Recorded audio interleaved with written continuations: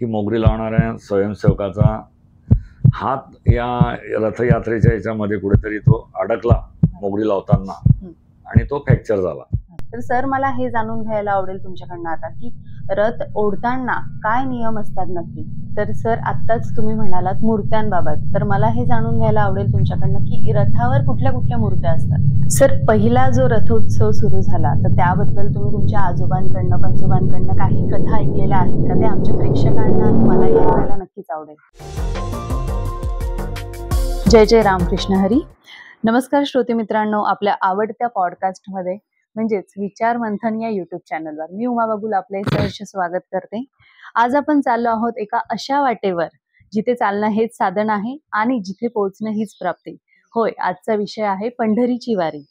वारकऱ्यांच्या टाळ मृदुंगाच्या गजरात, ज्ञानोबा माऊली तुकारामांच्या हुशात अनेक लाखो भाविक पंढरपुरात वारी करतात. वारी म्हणजे फक्त चालणं नव्हे, वारी म्हणजे आत्मशुद्धी, भक्तीचा प्रवास. वारी म्हणजे समाजाला एकत्र आणणारा चलनवारा. तर श्रोते मित्रांनो, आपण पंढरीची वारी हाच हा आपला विषय नसून आजचा आपला विषय आहे पिंपराळा रथोत्सव.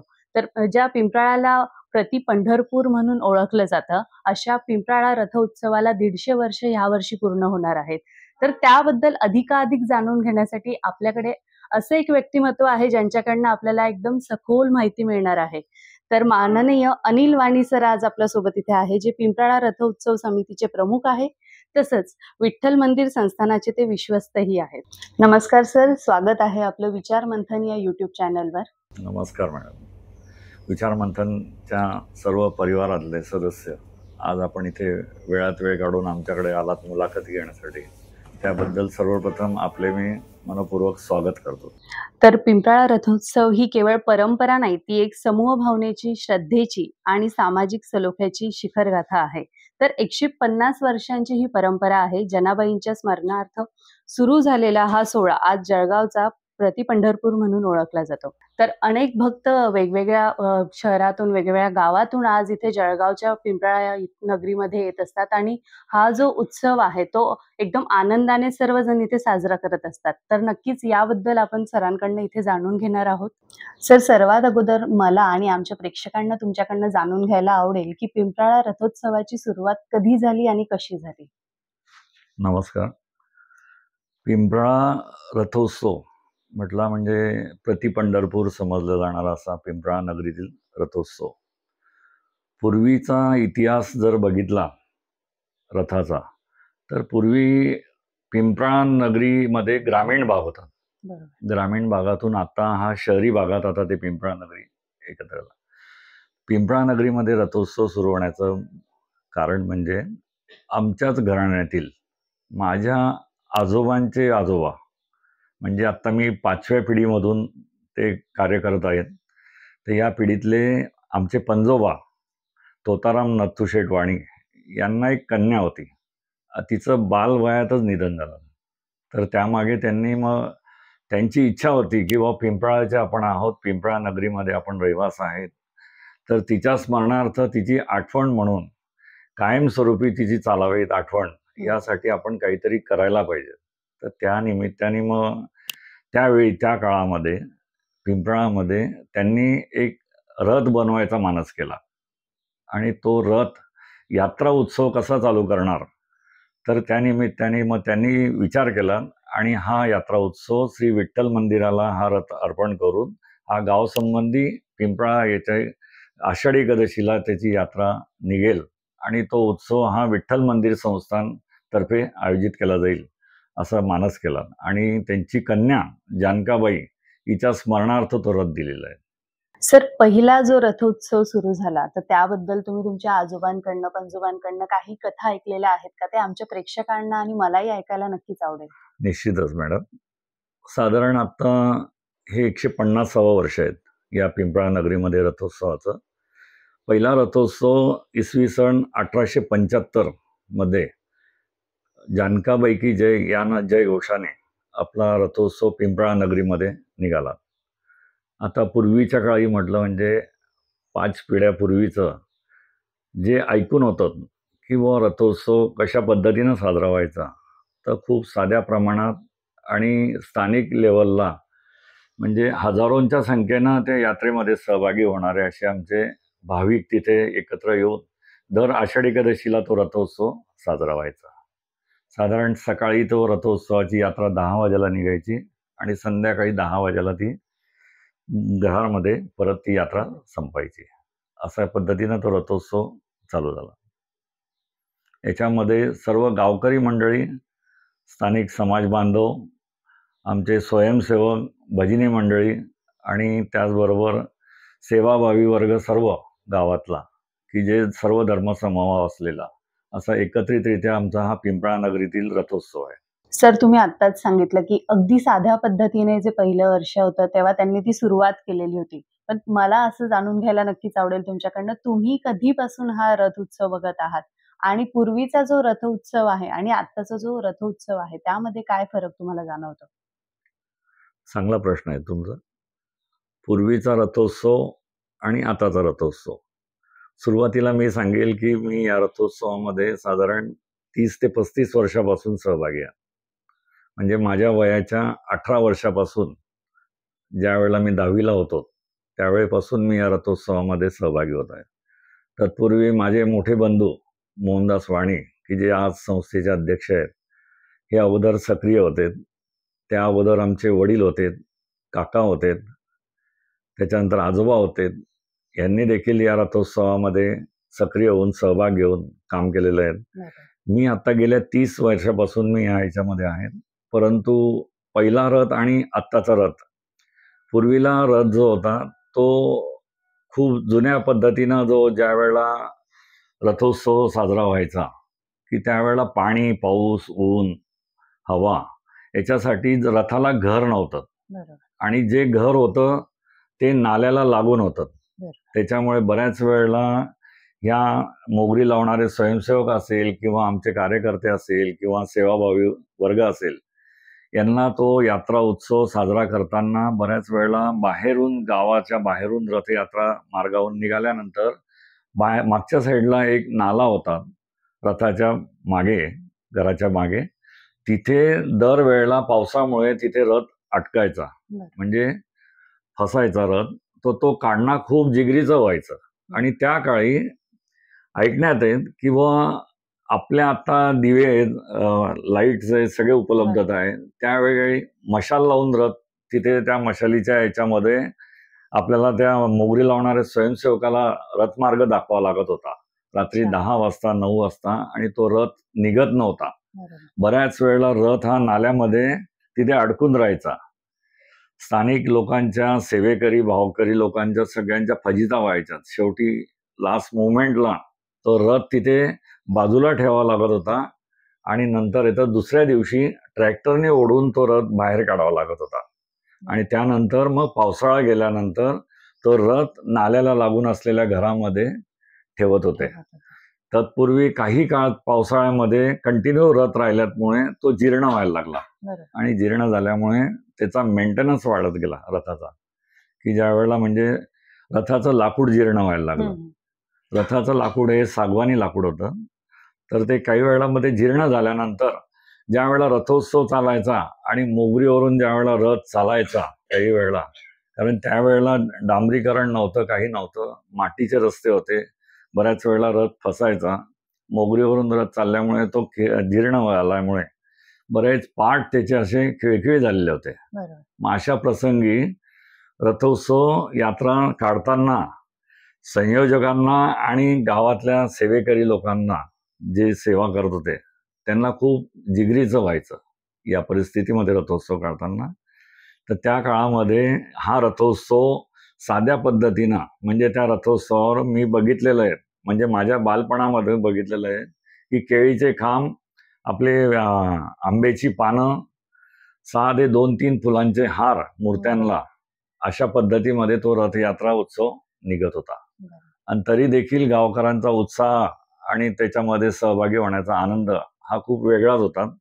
त्याच्यामुळे रथयात्रेमध्ये रथाबरोबर आम्ही भाविकांना पंजेरीचा प्रसाद द्यायचो, केळं वाटायचे, नारळ द्यायचे, की जेणेकरून आलेल्या भाविकांना प्रसाद हा मिळालाच पाहिजे. रथावर भाविक आपल्या माता भगिनी आरती घेऊन यायच्या, देवाची आरती रथावर देण्यासाठी. त्या आरतीमध्ये आम्ही प्रसाद देत होतो आणि त्याच्यामध्ये नारळ, केळं वगैरे देऊन त्यांचं ती आरतीचं ताट आपण त्यांना परत करायचो. हा झाला पूर्वीचा जुन्या रथाचा इतिहास. त्याच्यानंतर बराच काळ गेल्यानंतर त्या रथोत्सवाच्या याच्यामध्ये समितीमध्ये आमचे मोठे बंधू की जे आता आपल्याकडे सोबत आहेत, मोहनदास वाणे, हे अध्यक्ष झाले. हां, साधारण 96-97ची गोष्ट आहे, 1996-97ची गोष्ट आहे की त्यांनी अध्यक्षपद स्वीकारलं. परंतु गावकरी आणि समाज बांधव यांचा असलेला आमच्या घराण्यावर विश्वास, त्याच्यामध्ये बऱ्याच वेळेला या रथयात्रेच्या वेळेला आलेल्या समस्या आणि त्याच्यानंतर झालेली चर्चा, याच्यामध्ये बऱ्याच वेळेला आमचे चर्चेमधून वादाचे स्वरूप सुद्धा व्हायचे की रथ केव्हा तयार होणार. गावकऱ्यांची इच्छा होती की रथ नवीन तयार करा आणि आज त्या घराण्यातलेच वंशज त्या तिथे आज अध्यक्ष म्हणून विराजमान झालेले त्या संस्थेचे, तर तुमच्या अध्यक्षतेखाली तो नवीन रथ व्हायलाच पाहिजे अशी संकल्पना सर्वांची होती. तर त्या संकल्पनेचा आणि गावकऱ्यांचा आदर करून भाऊंनी सुद्धा तो विचार केला आणि त्या नवीन रथाच्या संकल्पनेला त्या तत्कालीन आमदार आदरणीय सुरेशदादा जैन यांनी देखील त्याच्यात सहभाग घेतला आणि त्यांनी प्रेरणा दिली की ह्या रथाला कोणीतरी सुरुवात केल्याशिवाय, प्रेरणा दिल्याशिवाय आपला नवीन रथ होणार नाही. त्यासाठी त्यांनी पहिली देणगी त्या रथासाठी मोठ्या रकमेची 2.5 लाखाची देणगी त्यांनी जाहीर केली रथोत्सवामध्ये. आणि त्यानंतर गावकऱ्यांना आणि समाज बांधवांना सुद्धा कॉन्फिडन्स आला की निश्चितच आपला नवीन रथ होऊ शकेल आणि आपला नवीन रथ हा पुढच्या वर्षी निघणार, याचं थोडंसं कॉन्फिडन्स आल्यानंतर आमच्या भाऊंनी ते काम हाती घेतलं अध्यक्ष या नात्याने आणि त्यांना सर्व समाज बांधवांनी, कार्यकारिणीने आणि गावकरी मंडळींनी त्याला साथ दिली. त्याचबरोबर दानशूर मंडळी देखील समोर आले, त्यांनी देखील त्याच्यामध्ये सहभाग घेतला आणि प्रत्येकाने यथोइच्छित ज्यांना जी देणगी द्यायची आहे किंवा जे द्यायचं आहे रथासाठी ते दिलं आणि त्याच्यामधून सर्व वाणी समाज बांधव, गावकरी मंडळी आणि सर्व दानशूर मंडळींच्या सहकार्यातून ती नवीन रथाची संकल्पना पूर्णत्वास आली. साधारण तो 2 वर्षाचा पिरियड गेला या नवीन रथाच्या संकल्पनेला पूर्ण व्हायला. 1999 आणि 2000 हा कालावधी हा सुरुवातीला 2 वर्षाचा गेला. परंतु त्यामध्ये मिस्त्री आम्हाला त्या रथाचे कारागीर बघण्यामध्ये आणि ते शोधण्यामध्ये थोडा वेळ गेला. त्याच्यानंतर आम्हाला कारागीर मिळाले. विठ्ठल सोनार म्हणून जे आहेत ते आज आमच्यामध्ये नाही आहेत. या विठ्ठल सोनार जे आहेत ते जुन्या जळगावातले होते, जळगावातले रहिवासी. तर त्यांनी हा नवीन रथ करून देण्याची आम्हाला हमी दिली की मी करू शकणार, हा पांडुरंगाचा रथ हा मी करू शकणार माझे सहकारी घेऊन. तर त्यावेळेला तो नवीन रथ 2001 मध्ये 2 जुलै 2001 मध्ये रविवार असताना त्या दिवशी आषाढ एकादशीला नवीन रथ पूर्णत्वास आला आणि नवीन रथ हा उत्सव त्यावेळेपासून सुरुवात झाला की त्या नवीन रथाचं 25वे वर्ष या 2025 मध्ये आणि जुन्या रथाच्या यात्रेला 150 वर्ष कंप्लीट होतात यावर्षी. अरे वा. तर सर, आत्ताच तुम्ही म्हणालात मूर्त्यांबाबत, तर मला हे जाणून घ्यायला आवडेल तुमच्याकडनं की रथावर कुठल्या कुठल्या मूर्त्या असतात? रथावर बघा, सुरुवातीपासून राधाकृष्ण ची मूर्ती विराजमान होते. मुख्य रथावर मूर्ती जी विराजमान होती ती राधाकृष्णाची होते. पुढे रथाच्या पुढे गरुड, हनुमानाची मूर्ती आणि सारथी असं 3 मूर्त्या असतात आणि त्याच्या पुढे येतं घोडे असतात, 2 घोडे असतात. आता रथामध्ये मध्ये जी मूर्ती आहे ती राधाकृष्णाची आहे. राधाकृष्णाची मूर्ती असण्याचं कारण सांगतो तुम्हाला. कृष्णाचा अवतार म्हणजेच विठ्ठलाचा आहे. हो, बरोबर. कृष्णाचा अवतार म्हणजेच विठ्ठल आहे आणि या विठ्ठल प्रेमी कृष्णाचं सगळे भक्तिभावाने पूजा करून त्या मंदिरामध्ये पूर्वीपासून विठ्ठलाच्या स्वरूपात राधाकृष्णाचीच मूर्ती होती तिथे.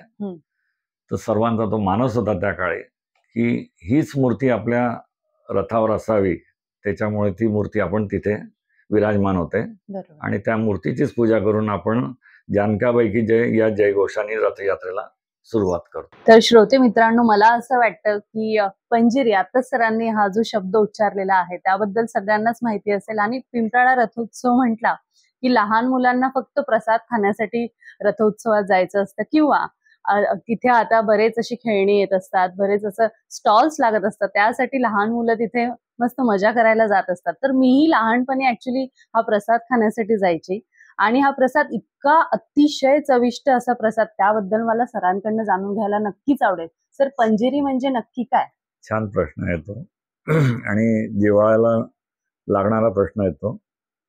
पंजेरीचा प्रसाद जो आहे मॅडम, पंजेरीचा प्रसाद आपल्या 5 वस्तू एकत्र केल्या असतात पंजेरीमध्ये. सुंठ, धणा पावडर, गूळ, विलायची, खोबरा किस या सर्वांचं एकत्रीकरण करून ते मिश्रण करून त्याच्यामधून ते पंजेरीचा प्रसाद तयार होतो. साधारण पंजेरीचा प्रसाद हा 2 दिवस अगोदर केला जातो. रथयात्रेच्या 2 दिवस अगोदर केला जातो. गूळ बारीक करून आपली धणा पावडर बारीक पावडर असते, ती पेस्ट एकत्रित करून मिश्रण केलं जातं आणि त्या मिश्रणावर त्या बॅरलमध्ये तो प्रसाद ठेवला जातो.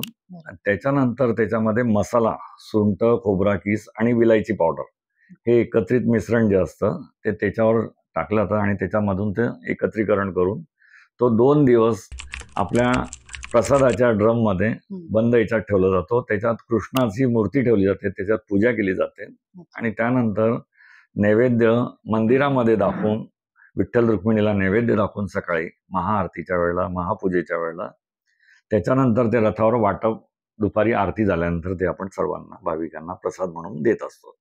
प्रसादासोबत आपण नारळ देखील देतो, श्रीफळ देतो. प्रसादासोबत आपण केळांचा प्रसाद देतो. पंजेरीचा प्रसाद हा असा एकमेव प्रसाद आहे मॅडम की जे आता तुम्ही बोललात की मी सुद्धा लहानपणापासून त्याच्यामध्ये येते, रथाला येते, पंजेरीचा प्रसाद मी घेते.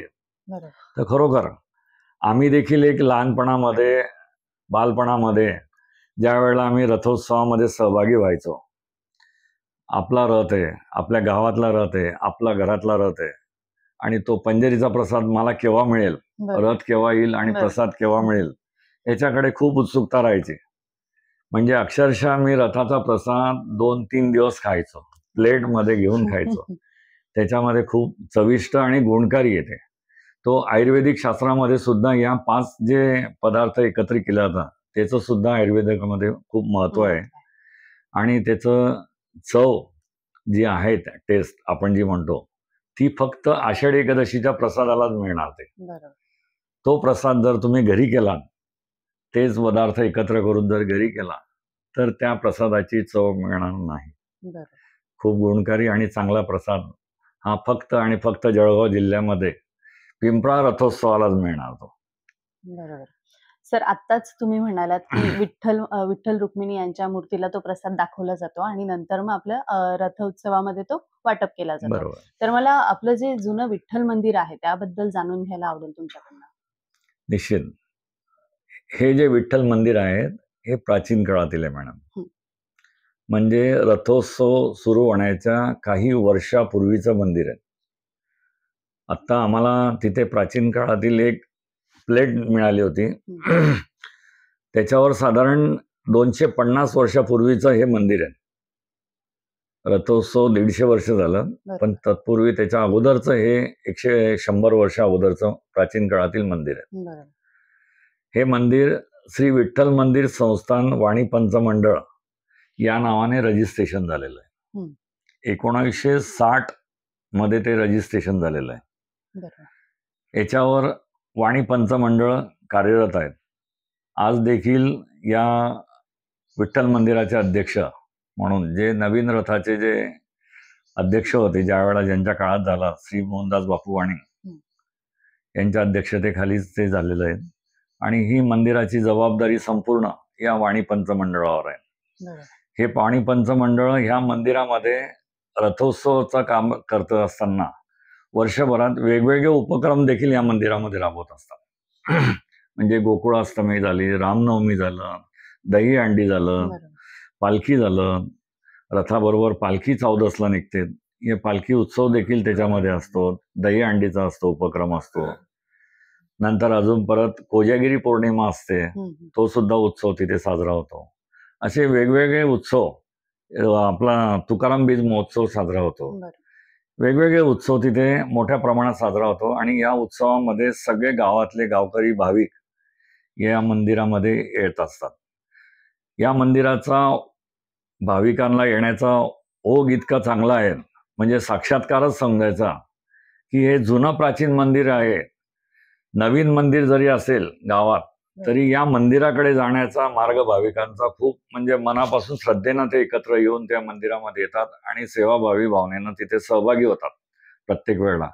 खरोखर हे मंदिर प्राचीन काळातील आहे आणि आज देखील आम्ही त्या मंदिराचा, आम्हाला याच्यामध्ये हे मंदिर प्राचीन काळातील आहे आणि प्राचीन काळातील मंदिराला कुठला तरी तीर्थक्षेत्राचा दर्जा मिळावा या दृष्टिकोनातून आम्ही प्रयत्नशील आहे या मंदिरासाठी.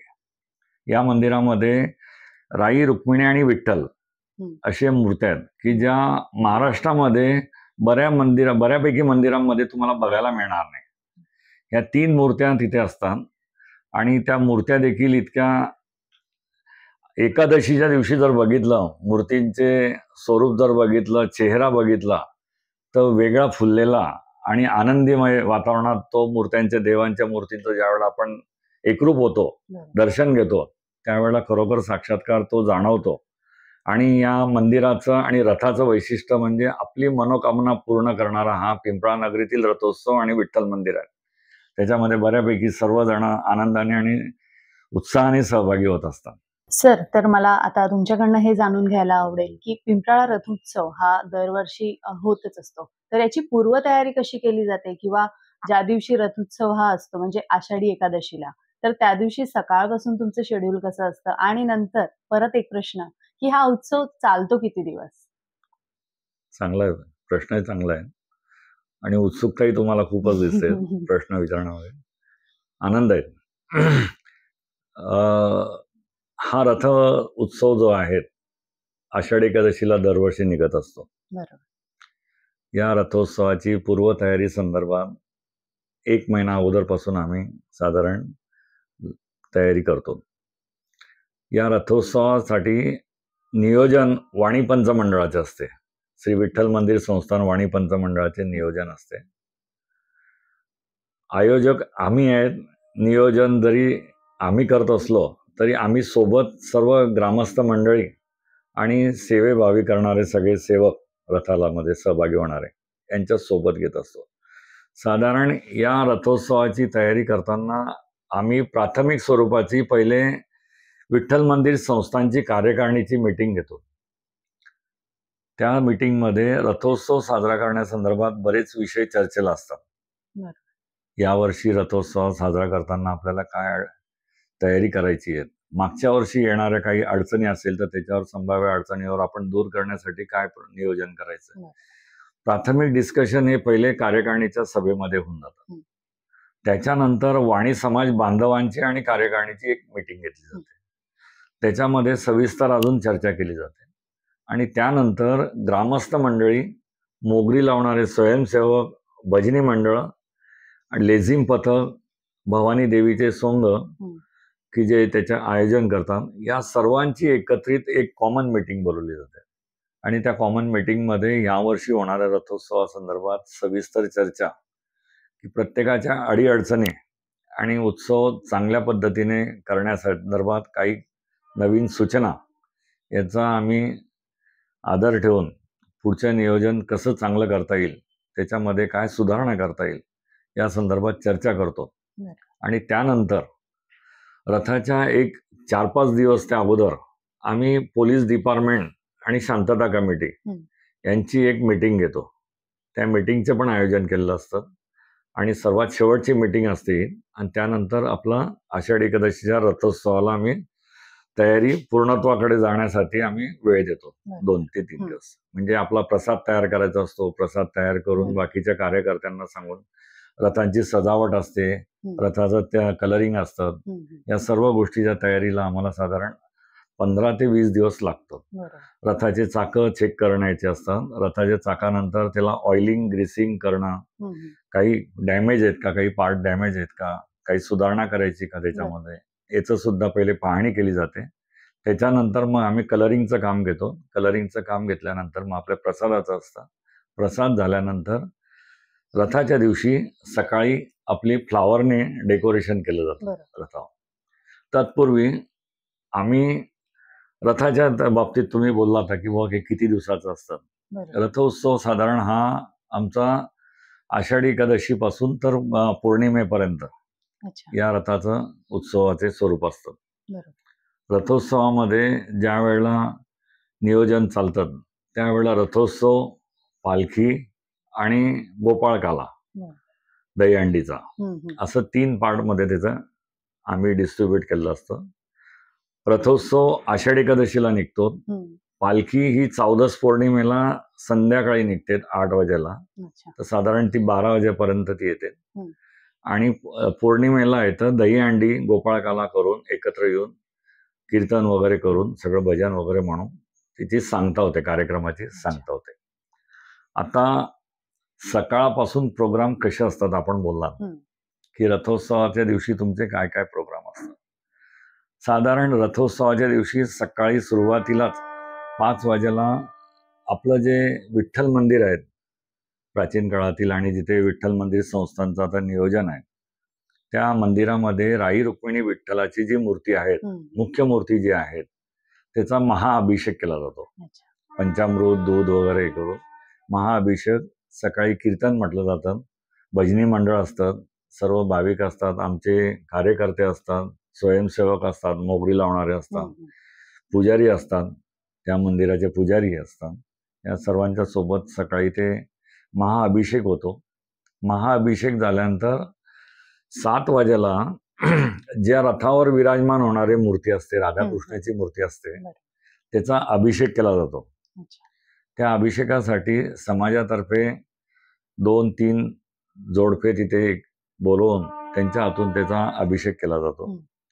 या रथावर विराजमान होणाऱ्या मूर्तीचा अभिषेक झाल्यानंतर नगर प्रदक्षिणा भजनी मंडळ गावात रथमार्गाच्या याच्याने नगर प्रदक्षिणा घालतात आणि नंतर मग भजनी मंडळ परत मंदिरात येतात. मंदिरात आल्यानंतर 10 वाजेला, साधारण सकाळी 10 वाजेच्या दरम्यान आमच्या कार्यक्रमामध्ये 10 वाजता साधारण आपल्याला या रथोत्सवामध्ये जे सामील होणारे सर्व सहकारी आहेत, आपले सेवाभावी सगळे भाविक की जे आपल्याला रथोत्सवामध्ये दिवसभर आपले सक्रिय सहभाग असतो. उदाहरणार्थ म्हणजे मोगरी लावणारे, भजनी मंडळ, पुजारी, शांतता कमिटी, अशांचा सत्काराचा एक कार्यक्रम आपण मान्यवरांच्या हस्ते ठेवतो. त्यासाठी आपण महाआरती होते. 12 वाजेला महाआरती होते.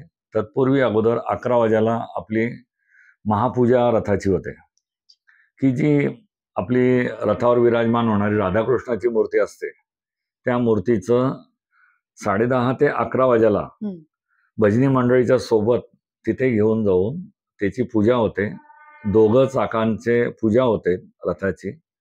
त्या पूजेसाठी वाणी समाजाचे एक प्रतिनिधी, जिथे जोडपं ते पूजा करतात, कपल, त्यांच्या पूजा झाल्यानंतर सत्कार समारंभाकडे कार्यक्रम होतो. सत्कार समारंभ झाल्यानंतर मग महाआरती होते. महाआरती ही मान्यवरांच्या हस्ते होते, की जे आपण मान्यवर बोलवले असतात, आमदार, खासदार, काही आपले ग्रामीण भागातले मान्यवर असतात, नगरसेवक असतात, यांच्यासोबत ते आपण आरती होते. आणि त्यानंतर मग आपण रथयात्रेला सुरुवात होते. साधारण ही रथयात्रा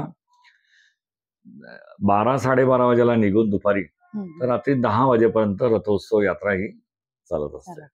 साधारण 10 तासाचा हा रथयात्रेचा वेळ आहे साधारण. तर रथयात्रेमध्ये मोगरी लावणारे स्वयंसेवक असतात, भजनी मंडळ असतात, त्याच्या पुढे पालखी धरणारे सेवाभावी वृत्तीचे भाविक असतात, पालखी, भजनी मंडळ, सत्संग मंडळ, महिला मंडळ की ज्याच्यामध्ये सक्रिय सहभाग असतो, महिला मंडळ असतात. त्याच्या पुढे लेझिम पथक असतं. लेझिम पथकाच्या पुढे भवानी देवीचे सोंग असतात आणि त्यानंतर घोडे असतात. वेगवेगळ्या याच्यामध्ये वेशभूषामध्ये भवानी देवीचे सोंग असतात. अशा पद्धतीनं ह्या रथयात्रेचा उत्सव आनंदमय वातावरणात दुपारी 12:30 वाजेपासून तर रात्री 10 वाजेपर्यंत तिथपर्यंत रथयात्रा हा सर व्यवस्थित मला चालत अजून एक जाणून घ्यायला आवडेल तुमच्याकडनं की रथयात्रेचा जो मार्ग आहे तो पूर्वी जो होता तोच आता आहे का? नाही. रथयात्रेचा मार्ग हा पूर्वीला फक्त हे पिंपळा नगर हे छोटं असल्यामुळे वस्ती ही ग्रामीण भागातली असल्यामुळे तो रथयात्रेचा मार्ग हा मर्यादित स्वरूपाचा होता. म्हणजे ज्या वेळेला तो रथयात्रेचा मार्ग मर्यादित होता त्यावेळेला लहान अरुंद रस्ते, ग्रामीण भागात अरुंद रस्ते असायचे आणि बऱ्याच वेळेला रथयात्रा निघताना रथाची साधारण रुंदी जी आहे ती 16 ते 17 फूट रुंदीचा आहे रथयात्रा. उंचीला तो साधारण 24 ते 25 फुटाचा उंचीचा रथ आहे. तर 15-16 फुटाचा रुंद असा रथ, त्याला भव्य असे चाक दिलेले आहेत, 4 चाकं असतात. त्याच्यातून जाण्याचा आणि त्या मोगरी लावणाऱ्यांचा मार्ग त्याच्यासोबत. ही जागा अरुंद पडत असल्यामुळे बऱ्याच वेळेला छोटे अरुंद रस्ते असल्यामुळे रथ कुठेतरी अडकण्याचे चान्सेस जास्त होते. कच्चा रस्ता, अरुंद मार्ग, वरतून पाऊस, या याच्यामध्ये सगळ्या रथयात्रा काढताना खरं मोगरी लावणाऱ्यांची खरी कसरत राहायची त्यावेळेला, की अशा परिस्थितीमध्ये तो रथयात्रा व्यवस्थित निघायला पाहिजे. कुठल्याही भाविकाला त्रास व्हायला नको, कुठल्या बिल्डिंगला धक्का लागायला नको. रथयात्रेमध्ये ओढणाऱ्यांना कंट्रोल करणं, त्याच्यानंतर मग येतं मोगरी लावणाऱ्यांची कसरत आणि मोगरी लावणाऱ्यांबरोबर स्वयंसेवक जे असतात, शांतता कमिटी जे असतात त्यांची कसरत खूप काही महत्वाची असते ती. तर अशा परिस्थितीमध्ये आपल्याला अडचणी येत होत्या. मागे मी तुम्हाला आता अगोदर तुम्हाला बोललो की पूर्वीच्या काळी रथ हा मागच्या साईडला, रथ मंदिराच्या मागच्या साईडला नाला असल्यामुळे तिथे अडकत होता. नाल्यामध्ये पाणी असल्यामुळे तिथे रथ तो अडकत होता. तर त्यामुळे सर्वांनी एकमेकांनी विचार करून, गावकऱ्यांनी आणि समाज बांधवांनी एकत्र विचार करून आत्ताची परिस्थिती जाणून घेऊन आत्ता गाव आपलं पिंपळा नगर हे शहरामध्ये विलीन झालेलं आहे. त्याच्यामुळे मार्ग हा आता आपण बदलवल्याला पाहिजे. त्या दृष्टिकोनातून थोडा मार्ग बदलला. ज्या साईडला रथाला अडचणी येत होत्या तो मार्ग बदलून नवीन रथाचा मार्ग जो होता यात्रेचा, तो साधारण जुन्या रथाचा चालू असतानाच तो बदललेला आहे. तो आता हे 25 वर्ष झाले, त्याच्या अगोदर 10 ते 12 वर्षापूर्वी तो रथमार्ग चेंज झालाय. साधारण 90 मध्ये तो रथमार्ग साधारण तो चेंज झालाय. तर तो रथमार्ग जुनं आपलं ग्रामपंचायत कार्यालय तिथे घेतलं आपण रथाचं घर. तिथून निघून तो धनगरवाड्यामध्ये जायचा. धनगरवाड्यातून तो पुढे जायचा, मढीकडे जायचा. मढीकडून सोमाणी मार्केट मार्गे परत तो गांधी चौक, म्हणजे माहेरघर असलेलं, रथाचं माहेरघर असलेलं गांधी चौक, तिथून मारुती मंदिर आणि परत पुनश्च अजून ग्रामपंचायत ऑफिस, असा तो आता नवीन रथाचा मार्ग आहे. आणि जुन्या रथाचा जो मार्ग होता तो आपण पाण्याअभावी आणि त्या नाल्याच्या याच्यामुळे आणि अरुंद रस्त्यामुळे तो आपण मार्ग बंद केला. बरोबर. सर, आताच तुम्ही म्हणालात की जे मोगरी लावतात त्यांची फार कसरत असते रथोत्सवाच्या दिवशी, कारण भाविक खूप येत असतात आणि त्यांना सांभाळणं आणि हे जे मोगरी लावणार आहे त्यांची कसरत असते. तर यांची काळजी तुम्ही कशी घेतात? हा, त्यांची काळजी आम्ही संस्थेतर्फे आणि आपल्या विश्वस्त मंडळींच्या ह्याच्यातर्फे, मागे काही इन्सिडेंट झाला होता पूर्वीला, की मोगरी लावताना ती मोगरी साधारण 20 ते 25 किलोची असते साधारण. हा, काही मोगऱ्या 20 असतात, काही मोगऱ्या 16-17 किलोच्या असतात. ओली असेल तर त्याचं वजन जास्त असतं, कोरडी असेल तर वजन कमी असतं. आपण कमीत कमी 15-16 किलोची मोगरी जरी घेऊन रथाला लावायची म्हटली, ब्रेक लावायचा म्हटला, तरी हे खूप कठीण आहे आणि जिगरीचं काम आहे. परंतु हे जे मोगरी लावणारे स्वयंसेवक आहे ते खरोखर निस्वार्थी भावनेनं आणि स्वयंस्फूर्तीनं त्यांची वंश परंपरा त्या रथाच्या सेवाभावी संस्थेमध्ये काम करण्यामध्ये विलीन झालेले आहेत. प्रत्येकाचा हा 2री-3री पिढीचा वंश परंपरा चालत आलेली आहे आणि प्रत्येकाला वाटतं की बुवा ह्या रथाला पहिल्या चाकाला मोगरी माझीच राहणार आणि माझ्याच घरातला पुढचा वंश त्याच्यावर पुढे तो तिथेच राहणार, कायम राहणार. या मोगरी लावणारे स्वयंसेवक साधारण 25 झालेले आहेत मॅडम. 25 जण त्या मोगरी लावण्याच्या स्वयंसेवकामध्ये काम करतात. प्रत्येक चाकावर 4-4 जण आहेत अच्छा. हा, कारण अल्टरनेटिव्ह त्यांना द्यावेच लागतात. बरोबर. ज्या वेळेला रथ एखाद्या वेळेला मोगरी लावता लावता जोरात तो ओढला जातो भाविकांकडून, बरोबर. त्यावेळेला एका जणाला ते मोगरी लावणं कठीण होऊन जातं. त्यावेळेला तो दुसरा स्वयंसेवक जो असतो रथ लावणारा, मोगरी लावणारा, तो पुढे जातो आणि तो परत मोगरी लावतो. अरे वा. लगेच तिसरा तयार होऊन जातो त्याच्या मागे. म्हणजे असं हे प्रत्येक चाकाला 4-4 आम्ही स्वयंसेवक आहे ते मोगरी लावणारे, ते काम करत असतात. त्यांचा थोडंसं आरोग्याच्या दृष्टिकोनातून काळजी घेण्यासाठी दिवसभर 10 तास ते मोगरी लावतात आणि कंटिन्यू ते वाकून मोगरी लावण्याचं कार्य हे खूप जिगरीचं आहे. होऊ शकतं परमेश्वर कृपेनं आजपर्यंत खूप कमी वेळा त्रास झालेला आहे, परंतु त्याच्या दृष्टिकोनातून त्यांची काळजी घेण्यासाठी आपण या सगळ्या स्वयंसेवकचा इन्शुरन्स काढलेला आहे. हा, मेडिक्लेम 1 लाखाचा इन्शुरन्स आहे तो, आणि तो दरवर्षी आपण तो रिन्युअल करून घेतो. हा, प्रत्येक स्वयंसेवकाचा आपल्याकडे इन्शुरन्स आहे. याच्या अगोदर एक 5 ते 6 वर्षापूर्वी एक इन्सिडेंट झालेलाही होता. आता आपण विचारलात म्हणून मी सांगतो की मोगरी लावणाऱ्या स्वयंसेवकाचा हात या रथयात्रेच्या याच्यामध्ये कुठेतरी तो अडकला मोगरी लावताना आणि तो फ्रॅक्चर झाला. अशा परिस्थितीत देखील संस्था या नात्याने आणि आम्ही आयोजक या नात्याने त्याची संपूर्ण जबाबदारी आम्ही स्वीकारलेली होती की चालू रथयात्रा बंद न करता, कुठेही डिस्टर्बन्स न होता त्या व्यक्तीला आम्ही रथाच्या यात्रेमधून ॲम्ब्युलन्समध्ये घेऊन जाऊन त्याची मेडिकल ट्रीटमेंट पूर्ण केलीत आम्ही.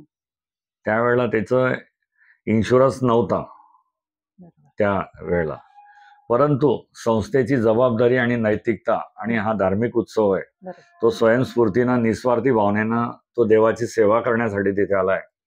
तर संस्था या नात्याने आणि आपण विश्वस्त या नात्याने आणि अध्यक्ष या नात्याने संस्थेने आणि त्याची भान ठेवून आम्ही अध्यक्षांनी स्वतः त्या याचा मेडिकलचा खर्च करून साधारण 2 ते 2.5 लाख रुपये खर्च करून त्या मोगरी लावणाऱ्या स्वयंसेवकची तब्येत चांगली केली. आणि आज देखील आम्हाला अभिमान आहे आणि सांगताना आनंद वाटतो की तो मोगरी लावणारा स्वयंसेवक आज देखील त्या रथोत्सवामध्ये सहभागी आहे आणि आज तो आनंदाने त्याच्यात मोगरी लावतोय. खरोखर तो एक आनंद आहे आम्हाला की असे सेवाभावी लोक आपल्या याच्यामध्ये जुळलेले आहेत आणि ते आज देखील आपल्या रथोत्सवामध्ये सहभागी होतात आहे. म्हणजे त्यांनी स्वतःच्या याची जाणीव ठेवून त्याच्यामध्ये परत पुनश्च मला त्या देवाची सेवा करायची आहे आणि त्या पांडुरंगाची सेवा करायची या भावनेने तो आज देखील तो कार्यरत आहे. तर श्रोते हो, आत्ताच आपण सरांकडनं ऐकलेलं आहे, त्यांच्या बोलण्यातून आपल्याला कळलेलं आहे की जे स्वयंसेवक आहेत किंवा जे कार्यवाहक आहेत संस्थेमध्ये, त्यांची ही काळजी संस्था ही नेहमीच घेत असते. त्यांचे इन्शुरन्स करणं असेल किंवा त्यांची बऱ्याच मेडिकल काळजी असेल, ती सर्व पद्धतीने ती काळजी संस्था ही घेत असते. तर सर, मला हे जाणून घ्यायला आवडेल तुमच्याकडनं आता की रथ ओढताना काय नियम असतात नक्की? चांगलंय. रथ ओढताना आत्ताच मी अगोदर देखील मला सांगितलं की साधारण 15 दिवस अगोदरपासून आमच्या चर्चा होत असतात की साधारण हा उत्सव शांततेनं होण्यासंदर्भात आपल्याला कसं आपल्याला काळजी घेता येईल. नियम असं स्पेसिफिक नाहीये. शेवटी हा उत्सव आहे, भावनिकता असते. प्रत्येक बाहेरून आलेल्या माणसाला किंवा भाविकांना असं वाटतं की मी सुद्धा यात्रेमध्ये सहभागी व्हावा आणि माझं सुद्धा त्याच्यामध्ये सहभाग असावा, असं प्रत्येक भाविकाला वाटतं. तो वेगवेगळ्या स्वरूपात असेल. तो कोणी प्रसादासाठी त्याच्यामध्ये सहभागी होणार, कोणी ओढण्यामध्ये सहभागी होणार, कोणी नाचण्यामध्ये होणार, कोणी आनंद व्यक्त करणार, प्रत्येक जण असतात. साधारण या रथामध्ये नियमावली तशी कुठलीही नाही. हा रथोत्सव हा सर्व गावकरींच्या सहकार्याने आणि वाणी समाज बांधवांच्या वतीने याचं आयोजन केलं जातं. आयोजन करताना कुठलीही एखादा समाज किंवा कुठली एखादी व्यक्ती हा यात्रा उत्सव पूर्ण करू शकत नाही. त्याच्यामुळे त्याला सर्वांचा सहभाग असल्याशिवाय हा होत नाही. म्हणून आपण रथोत्सव काढताना त्याच्यामध्ये शांतता कमिटी म्हणून जे आहेत त्यांचा देखील सहभाग आपण घेतो. शांतता कमिटी म्हणजे एक्झॅक्ट त्यांचं वर्किंग काय? आता तुमच्या पुढे प्रश्न आहे, शांतता कमिटी म्हणजे काय? शांतता कमिटी म्हणजे ज्या वेळेला स्थानिक गावातले वर्ग या रथोत्सवामध्ये जास्तीत जास्त संख्येने सहभागी असतात. याच्यामध्ये शांतता कमिटीचं कार्य काय असतं की रथयात्रेमध्ये जसं मोगरी लावणारे स्वयंसेवक असतात, मोगरी लावत असतात, बऱ्याच वेळेला प्रसाद घेतात, भाविक प्रसाद घेतात, रथाजवळ जातात. त्यावेळेला त्यांना ज्या अडचणी येतात की जवळ जाणं, प्रसाद मागणं आणि ते मोगरी लावणं, तर त्यावेळेला आपले स्वयंसेवक जे असतात शांतता कमिटीचे, ते आपल्या कार्यकर्त्यांकडून प्रसाद जे देणारे आहेत स्वयंसेवक, त्यांच्याकडून एका हातात प्रसाद घेऊन त्यांना बाजूला प्रसाद देतात आणि त्यांना सांगतात की थोडं तुम्ही विनम्रतेने सांगतात किंवा तुम्ही जरा बाजूला उभे राहा की जेणेकरून तुम्हालाही त्रास होणार नाही आणि आमच्या स्वयंसेवकालाही काम करताना अडचण येणार नाही. शांतता कमिटीचं कार्य वेगवेगळ्या स्वरूपात असतं. कुठे काही वाद होत असेल, मुलांमध्ये वाद होत असेल, लेझिम पथकामध्ये वाद होत असेल किंवा यात्रा पुढे नेण्यासाठी वेळ लागत असेल, तर आमचे स्वयंसेवक जे असतात शांतता कमिटीचे, की जे सेवाभावी वृत्तीनं सकाळपासून तर संध्याकाळपर्यंत काम करत असतात, हे वेगवेगळ्या मार्गाने त्याच्यामध्ये ते सेवा देत असतात. शांतता कमिटीचे सदस्य त्याच्यामध्ये शांतता कमिटीमध्ये कोण असतं, तर शांतता कमिटीमध्ये आपल्या पिंपळा जी ग्रामीण भाग असतानाचे पोलीस पाटील होते, विष्णू चतुर पाटील म्हणून, जे आजही आहेत, कार्यरत आहेत. ते शांतता कमिटीचे प्रमुख आहेत. विष्णू काका पाटील म्हणून आहेत, ते काम करतात. त्यांच्या अंडरमध्ये आपण साधारण 25 ते 30 जणांचं नेमणूक केलेली असते की ज्यांना सपोर्ट कोण आहेत. त्याच्यात समाज बांधवाचे देखील असतात, आमचे नगरसेवक असतात, स्थानिक नगरसेवक असतात, काही ज्येष्ठ समाज बांधव असतात, ज्येष्ठ आपले गावकरी मंडळी असते, मोगरी लावणारे स्वयंसेवकामध्ये असतात, भजनी मंडळीमधले असतात, काही ज्यांना स्वतःहून व्हॉलंटरी काम करण्याची इच्छा असते की मी सहभागी होऊन त्याच्यामध्ये सहभाग देऊ शकतो, असे सर्व लोकांचं सगळ्यांचा सहभाग असतो. शांतता कमिटीमध्ये काम करताना बऱ्याच अडचणी त्यांनाही येतात शांतता कमिटीमध्ये, कारण शेवटी ही यात्रा उत्सव हा गावातला आहे. स्थानिक गावातली मंडळी ज्या वेळेला समोर असते आणि कोणालाही बोलायला जायचं तर राग येतो त्यावेळेला, किंवा जेणेकरून बा तुम्ही मला का बोलतात, ते काय होतं. परंतु नाही, त्याच्या मागचे कारण आहेत की त्याला ती यात्रेमध्ये कोणाला अडथळा येऊ नये, यात्रा उत्सव सुरळीत व्हावा, ही जबाबदारी तेवढीच शांतता कमिटीची पण असते. त्याच्यामुळे शांतता कमिटी हे कार्य त्यांचं व्यवस्थितरित्या आणि अखंडपणे त्यांचं कार्य हे करत असते. शांतता कमिटी रथ घरात आल्यानंतर, रात्री 10 वाजेला आल्यानंतर मंदिरामध्ये ज्या वेळेला आरती होते, आरती झाल्यानंतर प्रसाद घेतल्यानंतरच पुढे शांतता कमिटी घरी जाते. साधारण त्यांना 11:30 ते 12 वाजेपर्यंत हे शांतता कमिटीचे सगळे स्वयंसेवक व्हॉलंटरी काम करत असतात. शांतता कमिटी सोबत मोगरी लावणारे स्वयंसेवक असतात, भजनी मंडळ असतं, यांचा देखील सहभाग तेवढाच असतो की यात्रा पूर्ण होईल आणि यात्रेचं निर्विघ्नपणे पार कशी करता येईल आपल्याला, त्याच्यामध्ये तेवढाच सहभाग या लोकांचा देखील असतो. भजनी मंडळ, लेझिम पथक असतं, भवानी देवीचे सोंग असतात, घोडे असतात, त्याच्यामध्ये सहभागी असतात, स्थानिक कार्यकर्ते असतात, सर्व असतात. हे आनंदाने रथोत्सवामध्ये सहभागी होतात. तर म्हणजे रथोत्सव जो आहे, रथ ओढण्यासाठी सर्व भाविकच तुम्हाला मदत करत असतात. तर मला हे विचारायला तुम्हाला आवडेल की तुम्ही कधी सहभागी झालेला आहात का रथ ओढण्यामध्ये? यस, मी लहानपणापासून रथ बघतो. रथ बघत होतो आणि बघतोही. पण जसं मला समज यायला लागला शालेय जीवनामध्ये, मी 6वी-7वीला गेल्यानंतर, ज्यावेळेला माझे वडील होते त्याच्यामध्ये संस्थेमध्ये, भाऊ होते, परंतु जबाबदारी एवढी नव्हती. शालेय जीवन एन्जॉय करायचं, ते करायचं, आणि आपल्या गावातला रथ एकदम छानपैकी कुठलीही जबाबदारी नसताना आपण फक्त सहभागी व्हायचं आणि त्याच्यामध्ये फिरायचं, मित्रांसोबत असो किंवा कोणासोबत असो. पण त्यावेळेला ओढण्याचा आनंद घेतला होता. रथावर बसण्याची हिंमत नव्हती होत, पण ओढण्याचा आनंद निश्चित घेतला होता की रथ ओढून आपल्याला आनंद मिळेल. ज्यावेळेला मुलं रथ ओढायचे त्यावेळेला पाऊस यायचा. दरवर्षी आषाढी एकादशीला पाऊस येतोच.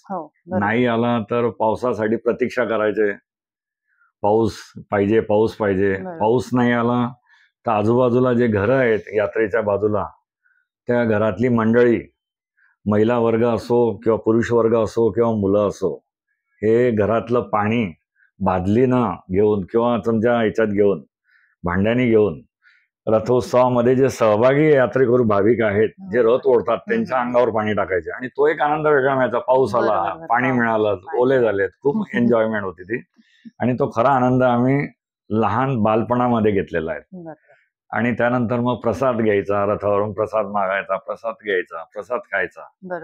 रथ ओढताना कोणी जर समजा चप्पल बुटं घालून आलेले असतील कोणी भाविक, त्यांना माहीत नसेल तर त्यांना सांगायचं की रथयात्रेमध्ये बाबा तुम्ही ओढायचं जर असेल, तुम्हाला सेवा करायची असेल, रथयात्रेमध्ये सहभाग व्हायचा असेल, तर कृपा तुम्ही चप्पल बूट आपले बाजूला काढा आणि नंतर मग रथ ओढा. रथ हा सुताच्या नाड्याचा बांधलेला नाडा असतो रथाला. तो साधारण 25 फूट असतो. त्या 25 फुटाचे नाडे 2 असतात. त्या नाड्यांना धरून रथ हा ओढला जातो. ओढताना आनंद वाटतो, पण ज्या वेळेला मोगरी लावणाऱ्यांची कसरत असते तो देखील बघितल्यानंतर तोच देखील आपल्याला वाटतं की बाबा खरोखर कसरत मोगरी लावणाऱ्यांची. आपण तर एन्जॉय करतोय खूप ओढला मी रथ ओढला, पण ज्या वेळेला ते मोगरी लावणाऱ्यांची कसरत असते की त्यांना दिशा दाखवावी लागते. त्यांचा रोल म्हणजे स्टेअरिंग आहे, कुठे फाकवायचा, रथ किती प्रमाणात प्रेशर मध्ये ओढला जातोय, तो भाविकांच्या ताकद किती आहे आणि त्याला दिशा कशी पाहिजेत, कुठे टर्न आहेत, कुठे थांबवायचा, हे देखील तेवढंच त्यांचं महत्वाचा रोल तिथे बघायला मिळाला. आनंद मिळाला की खरोखर हे स्वयंसेवक जे काम करतात आणि रथ कसा टर्न करतात तो देखील मी बघण्याचा आनंद त्यावेळेला घेतलेला होता. किंवा खरोखर रथ कसा ओढला, रथावर पाठीवर बसून कसं प्रसाद वाटतात. त्यावेळेला तर त्यांना हातात धरायला काही नसतंच आहे, परंतु तिथे सेवाभावी जे वर्ग राहायचे आमचे समाज बांधव, पाठीवर बसून ते रथावरून प्रसाद द्यायचे, तो देखील आनंद बघायचो. वा काय छान रथाचा, पांडुरंगाचा रथ आणि इतक्या जोरात ओढला जातोय आणि त्याला खालती दिशा दिली जाते, तो आनंद खूपच वेगळा होता बालपणामध्ये. त्यानंतर मग मी जसं समजायला लागलं, कॉलेजला गेलो, ज्यावेळेला आमचे भाऊ अध्यक्ष झालेत, नंतर मग तो नवीन रथ झाला. आणि नवीन रथ 2001 मध्ये झाल्यानंतर हे अविस्मरणीय गोष्ट होती की माझ्यासाठी, की तो जुना रथ आणि नवीन रथ मी बघितलेला. दोघही बघितला असल्यामुळे नवीन रथाचा जो आनंद मिळाला तो खूपच वेगळा मिळाला 2001 मध्ये. त्यावेळेला त्याची विधिवत पूजा झाली, त्याचा आनंद. त्याच्यानंतर खऱ्या अर्थाने तो रथ कसा तयार झाला हे दृष्टीने आपण बघितलेलं होतं. आणि तो रथ तयार झाल्यानंतर त्याचा पहिला उत्सव हा माझ्या आयुष्यातला सगळ्यात महत्वाचा आणि सगळ्यात शेवटचा क्षण असेल तो, की खरोखर मी माझं भाग्य समजतो की नवीन रथ तयार करताना मला बघायला मिळाला. आणि त्याचं खऱ्या अर्थाने त्याचं मूर्त स्वरूप झालं 2001 मध्ये. आणि ते आज त्याचं 25व्या वर्षापर्यंत मी तिथे आहेत सेवेमध्ये. आणि याच्या पुढेही आपल्या हातून ती अखंड सेवा त्या रथाची व्हावी, कारण आम्हाला अभिमान आहे आमच्या घराला की त्या रथाचा, की आमच्या वंश परंपरेतील रथ आहे तो दिलेला आहे आणि त्याची सेवा व्हावी, कार्य करण्याची संधी परमेश्वरांनी आपल्या हातून दिलेली आहे, आपल्या हाताला दिलेली आहे. आणि त्याचं आज अध्यक्षपद साधारण 30 वर्षापासून आमचे मोठे बंधू मोहनदास वाणी यांच्याकडे आहेत. त्यानंतर मग त्या रथाचं समिती प्रमुख म्हणून मी ज्यावेळेला रथाची जबाबदारी स्वीकारली, गेल्या 10-12 वर्षापासून माझ्याकडे समिती प्रमुख म्हणून, तर ती जबाबदारी घेतल्यानंतर देखील मला वेगळं काही अजून परत जबाबदारी कशी असते आणि नियोजन कसं असतं याचा देखील आपल्याला अनुभव मिळाला, की याच्यामध्ये कशा अडचणी येतात आणि ते कशा सॉल्व्ह करावे लागतात. सुरुवातीला काही काळानंतर मी रथावर बसलेलो आहे, जसं संज्ञान झालो तसं रथावर बसलो, रथावर बसण्याचाही आनंद घेतला, तिथे देवाची सेवा करताना तो एक आनंद घेतला. आणि त्याच्यानंतर जसं जसं माझ्यावर वाढती जबाबदारी आली, मग त्यावेळेला मीच माझं नियोजन मध्ये बदल केला आणि आता आपण रथावर न बसता आपण खालतून सेवा करायची आणि खालतूनच नियोजन करायचं. हाही आनंद एक वेगळा असतो. रथावर बसल्यानंतरच सेवा होते असं काही नाहीये, किंवा तो आनंद असतो असं काही नाही. त्याच्यापेक्षा जास्त आनंद खालचा जो असतो, यात्रेमध्ये सहभागी झालो असतो आपण, आणि सर्व भाविकांना भेट होते आणि भाविकांचा उत्साह अडीअडचणी समजून घेतो. हे खूप काही वेगळं आम्हाला बघायला मिळालं. सर खरंच खरोखर पांडुरंग ऍक्च्युली साक्षात आहेत बरोबर. हेही दिसतं. नाही, मला हे म्हणायला आवडेल की खरंच तुम्ही भाग्यवान आहात की तुमच्या पूर्वजांपासून म्हणजे पिढी परंपरेनुसार जो रथ चालत आलेला आहे तोही तुम्ही बघितलेला आहे आणि जो नवीन 2001 पासून सुरू झालेला रथ उत्सव आहे तोही बघितलेला आहे. तर खरंच तुम्ही खूप भाग्यवान आहात आणि याचा फार मोठा अनुभव तुमच्याकडे असेल. कदाचित आमच्याकडे एवढा वेळही नसेल, पण आम्ही बरंच काही तुमच्याकडनं जाणून घेण्याचा आता इथे प्रयत्न करत आहोत. सर आत्ताच तुम्ही म्हणालात की स्वयंसेवक हे त्यांचं म्हणजे जिगरीने काम करत असतात आणि हे मोगरी लावण्याचं काम म्हणजे अतिशय कठीण काम आहे. तर मी असं ऐकलंय की मागच्या वर्षी रथ कुठेतरी अडकलेला. तर त्यावर नियंत्रण तुम्ही कसं मिळवलं आणि या वर्षी त्याबद्दल काय काळजी घेणार आहात? निश्चित 2024चा रथोत्सव जो होता तो सर्वप्रथम म्हणजे रथमार्ग जो होता ते कॉन्क्रीटचे रस्ते झालेले होते. कॉन्क्रीटचे रस्ते झाल्यामुळे पहिलं वर्ष होतं की या कॉन्क्रीटच्या रथावर रथमार्ग करणार, यात्रा निघणार. नियोजन करताना आम्हाला दरवर्षाची माहिती होती किंवा साधारण रथयात्रेला आपल्याला काय स्वरूप द्यायचं आणि कसं नियोजन पाहिजे. साधारण मोगरी लावणाऱ्यांची कसरत असते.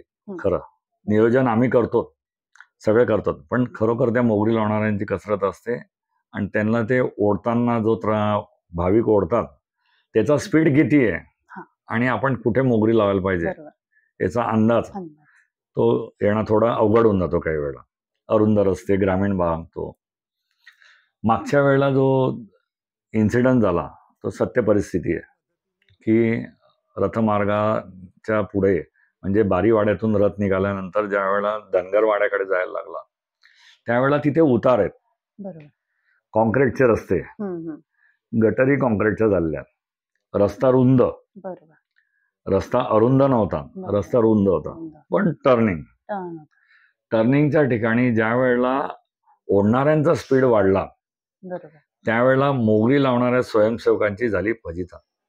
त्यावेळेला की ज्या स्पीडमध्ये रथ ओढला जात होता त्या स्पीडमध्ये तिथे ब्रेक लागला जात होता.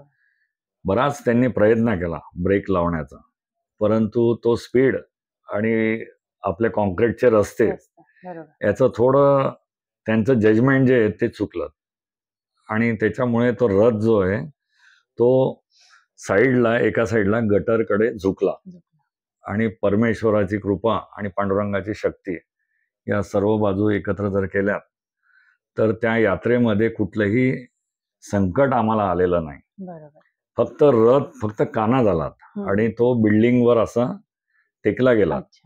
रथ टेकला गेल्यामुळे काय झालं, कुठलंही विघ्न आमच्या याच्या यात्रेमध्ये आलेलं नाही. कुठल्या भाविकाला त्रास झाला नाही, कुठल्या मोगरी लावणाऱ्या स्वयंसेवकाला त्रास झाला नाही किंवा रथावर बसणाऱ्या मंडळींपैकी कोणालाही त्रास झाला नाही. त्यावेळेला रथ अडकला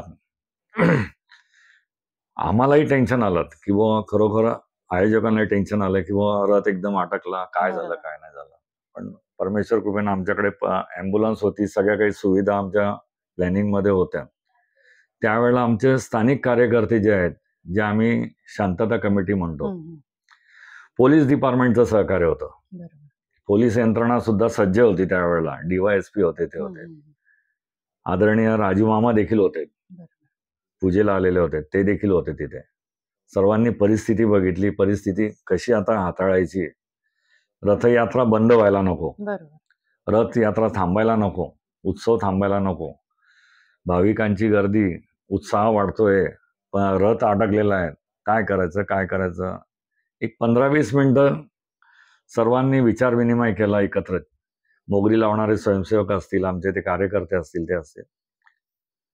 तर तो रथ व्यवस्थित काढण्यासाठी ट्रॅक्टरचा वापर करण्याचा प्रयत्न केला, पण ट्रॅक्टरच्या वापराने तो झाला नाही. ट्रॅक्टरची ताकद आणि तो अडकलेला ज्या सिमेंट कॉन्क्रीटच्या गटरीमध्ये होता तर ते मिसमॅच होत होतं.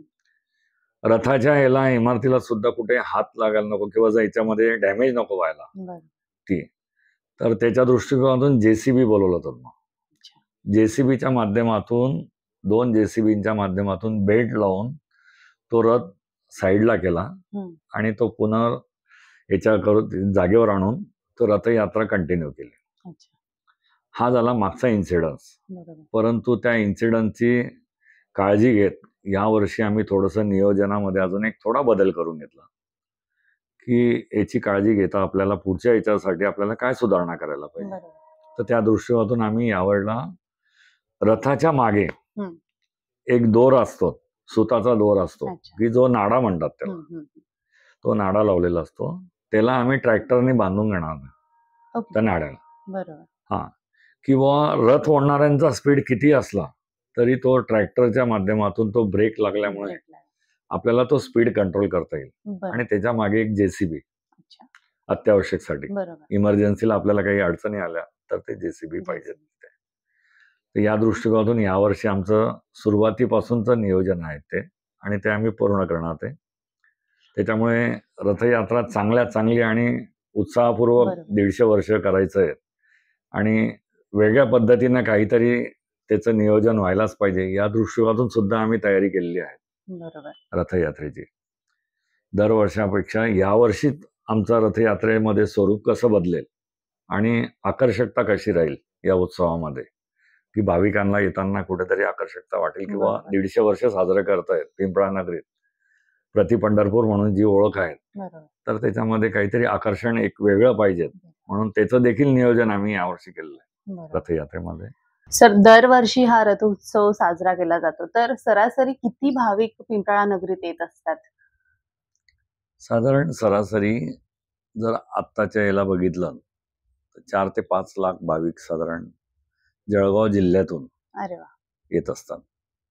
मोठ्या उत्साहाने इथे पिंपळा नगरीमध्ये येत असतात. बरोबर. कारण काय आहे, की प्रति पंढरपूर म्हणून ज्या वेळेला आपली पिंपळा नगरीची ओळख आहे, की जे भाविक पंढरपूरला जाऊ शकत नाही, विठ्ठलाचं दर्शन घेऊ शकत नाही, प्रत्येकाला वाटतात की बाबा मी आषाढी एकादशीला मी पंढरपूरला वारीला जायला पाहिजे, त्याला बरोबर. जायला पाहिजे, परंतु तिथे पोहोचू शकत नाही. तर मग प्रति पंढरपूर म्हणून ज्याची ओळख आहे पिंपळा नगरीमध्ये, बरोबर.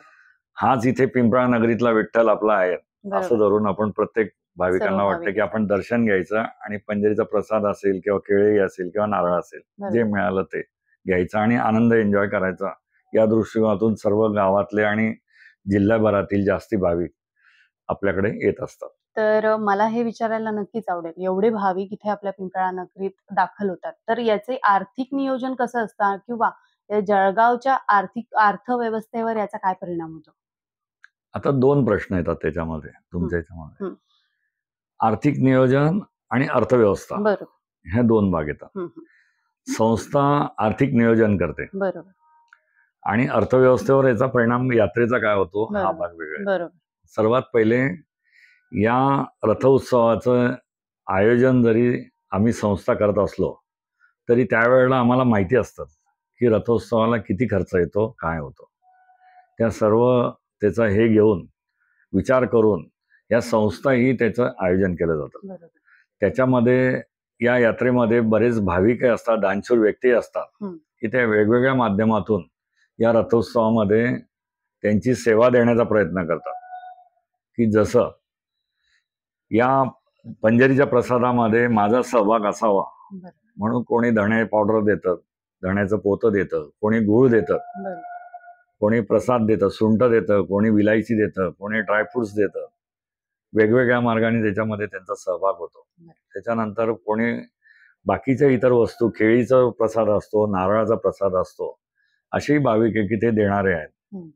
कोणाला फुलांची सजावट करायची इच्छा असेल, कोणाचा नवस कबूल केलेला असतो तर तो नवसाच्या प्रित्यर्थ तो फुलांची सजावट करतो.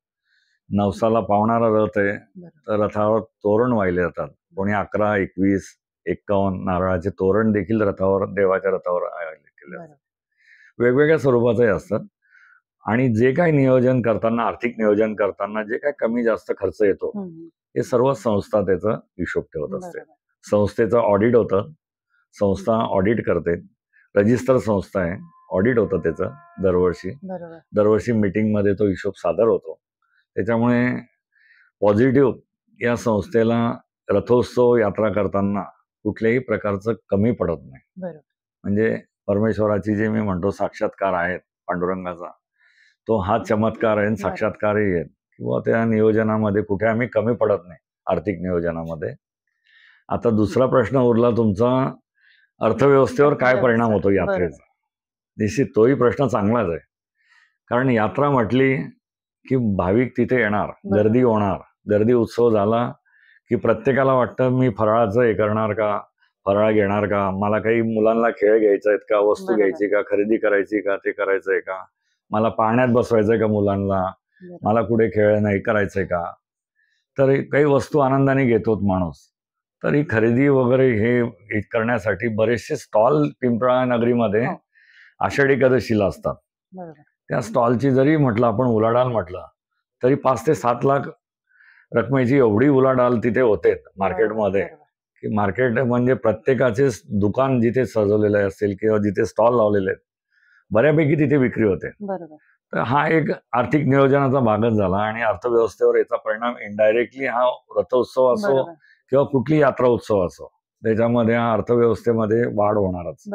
चलनात वाढ होते, क्रयशक्ती वाढते, आकर्षण असतात, काही खाणारे असतात, काही वस्तू घेणारे असतात, काही परचेसिंग करणारे असतात. वेगवेगळ्या माध्यमातून त्याच्यामध्ये त्या तिथल्या स्थानिक दुकानदारांचे व्यवहार टर्नओव्हर मध्ये त्याच्यामध्ये वाढ होत असते. आणि सोमाणी मार्केट जो मोठ्या प्रमाणामध्ये तिथे यात्रा उत्सवाची गर्दी असते. तिथेच ते यात्रेचं खरं स्वरूप, पिंपळा नगरीचं खरं स्वरूप जे आहे ते सोमाणी मार्केट जोच असतं. तिथे भाविकांना उभं राहण्याला जागा जास्त असते, त्याच्यामुळे दर्शन लांबून देखील घेऊ शकतात पांडुरंगाचं. त्यामुळे तिथं जास्त वेळ आपला रथो तिथे यात्रा थांबते. त्याच्यामुळे साधारण 1 ते 1.5 तास रथयात्रा ही तिथे उत्सव असतो तिथे. त्यानंतर मग रथमार्गापर्यंत माहेर घराकडे त्याचं गांधी चौक, मारुती मंदिर आणि मग पुढे येतं त्यांचं स्वगृही. तिथे रथयात्रा 10 वाजेला यात्रा समाप्त होते. तर सर, लाखोंच्या संख्येने भाविक पिंपळा नगरीत येत असतात. तर जसं की तुम्ही मला सांगितलं की प्राचीन विठ्ठल मंदिर आपल्या इथे पिंपळा नगरीत आहे, तसंच रथ उत्सव, तर या दोघांनाही धार्मिक पर्यटन स्थळ हा दर्जा मिळावा यासाठी संस्थेने काही प्रयत्न केले आहेत का? चांगला आहे, महत्वाचा मुद्दा तुम्ही उपस्थित केला मॅडम. इथे आपलं पिंपळा विठ्ठल मंदिर संस्थांचं जे मंदिर आहे ते मी मागेही तुम्हाला आताच सांगितलं की बुवा साधारण याला 250 वर्ष तरी झाले असतील. 250 वर्षाची मंदिर आहेत, प्राचीन काळातील आहे. रथोत्सवाला यावर्षी 150 वर्ष होतात आहे. आता त्याला पर्यटन स्थळाचा दर्जा मिळवण्यासंदर्भात गेल्या 2 वर्षापासून आम्ही सतत पाठपुरावा करतोय. आपले अगोदरचे जे माजी खासदार होते उन्मेषदादा पाटील, यांच्याकडे आमचे सहकारी आणि आमचे शांतता कमिटीचे सदस्य, सर्वांचे प्रिय असलेल्या आबासाहेब कापसे यांचे चिरंजीव सोनूभाऊ कापसे यांच्या माध्यमातून आम्ही उन्मेषदादांकडे अप्रोचमध्ये आलो, खासदारांकडे. सोनूभाऊ कापसेंनी खूप प्रयत्न केलेत की बुवा काका या मंदिराला आपल्याला पर्यटन स्थळासंदर्भात आपल्याला त्याला दर्जा मिळवायचा आहे, तर आम्हाला माहिती द्या, त्याचं काय माहिती, हिस्ट्री काय आहेत काय नाही, आपण एक अर्ज करू, त्यांना पाठपुरावा करू. तर यांनी आमच्याकडून डॉक्युमेंटरी सगळे एव्हिडन्स नेलेत तिथे. उन्मेषदादांनी प्रयत्न केलेत, परंतु मीन व्हाईल इलेक्शनमध्ये लागलेत 1-1.5 वर्षांतर. त्यांचे प्रयत्न तिथे मुंबईपर्यंत झालेत, पण पुढे मूळ काय झालं हे आम्हाला नाही माहीत.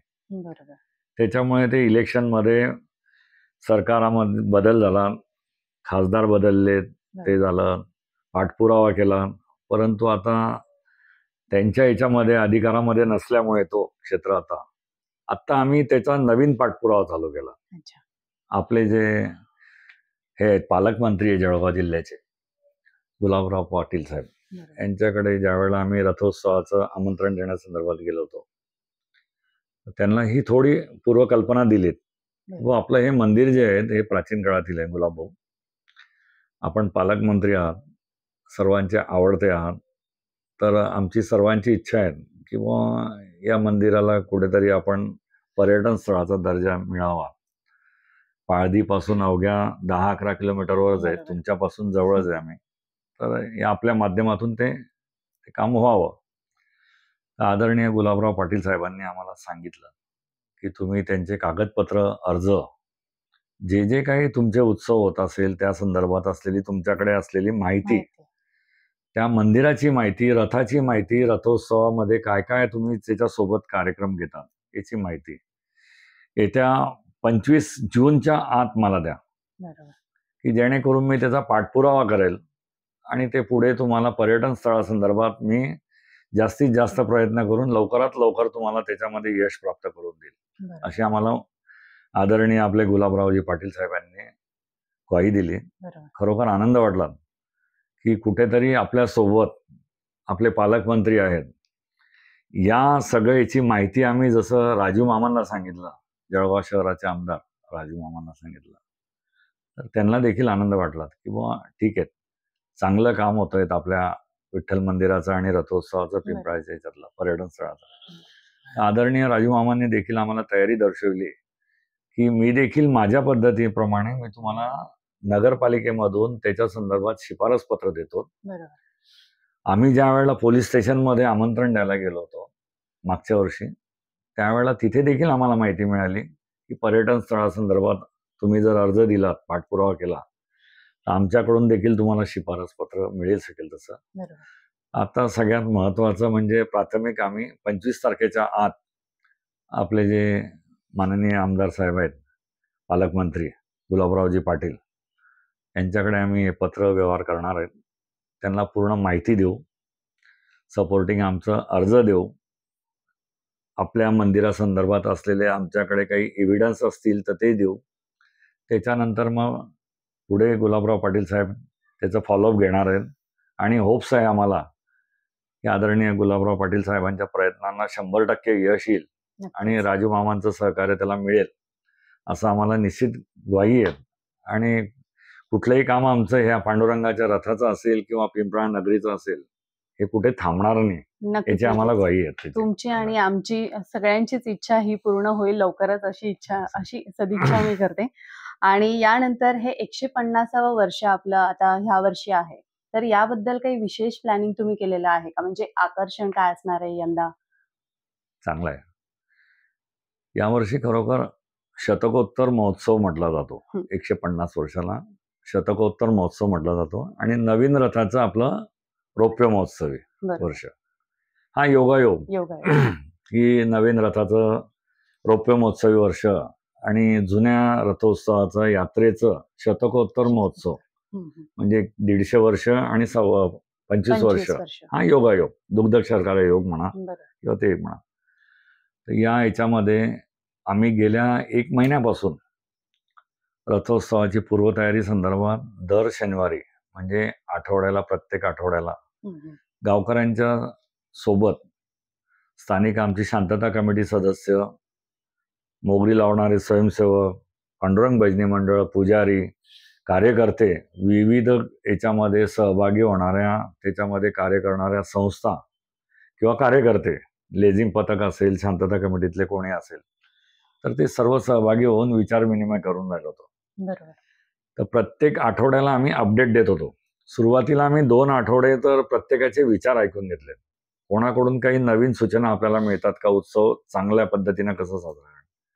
तर त्याच्यामधून आम्हाला बरेचसे वेगवेगळ्या माध्यमातून, तरुणांकडून, काही सिनियर मंडळींकडून अनुभवातले, किंवा काही अजून नवीन कोणी आमच्यासोबत जुळलेले असतील त्यांच्याकडून नवीन नवीन आयडिया आल्या, त्या आम्ही नोट डाऊन केल्यात आणि प्रत्येक वेळेला त्याचं चांगल्या पद्धतीने इम्प्लिमेंट जर होत असेल तर ते हायलाइट्स केले, ते सगळे पॉईंट, आणि ते त्याच्यामध्ये फायनल स्टेजला कसं नेता येईल ते पॉईंट्स, ते मुद्दे, ते आम्ही कालपर्यंत सगळ्यात शेवटची मीटिंग आमची कॉमन मीटिंग झाली, त्याच्यामध्ये आपण डिसिजन घेतला की आत्ता आपल्याला नियोजन करताना की आपल्याला कुठल्या कुठल्या शक्य गोष्टी आहेत की ज्या आपण संस्थेमार्फत करू शकू आणि सर्वांच्या सहकार्याने आपण करू शकू. त्याच्यामध्ये आम्ही त्या फायनल स्टेजला आलो. आता त्याच्यामध्ये यात्रेमध्ये या वेळेला साधारण 1001 झेंडे लावायचा असा मानस आहे यात्रेच्या मार्गाला, रथयात्रेच्या मार्गाला. रथयात्रेच्या मार्गाला लावताना आमच्यासोबत काही स्वयंसेवक आहेत की जे आपल्यासोबत जुळलेले आहेत आणि ते सतत नेहमी काम करत असतात. आपले बजरंग दलाचे कार्यकर्ते, स्थानिक तिथले उत्साही नवीन युवक मंडळ ते यांनी देखील सूचना केल्यात आम्हाला की आमच्या देखील जबाबदाऱ्या आहेत. हा आपला पिंपळाचा रथोत्सव आहे, बरोबर.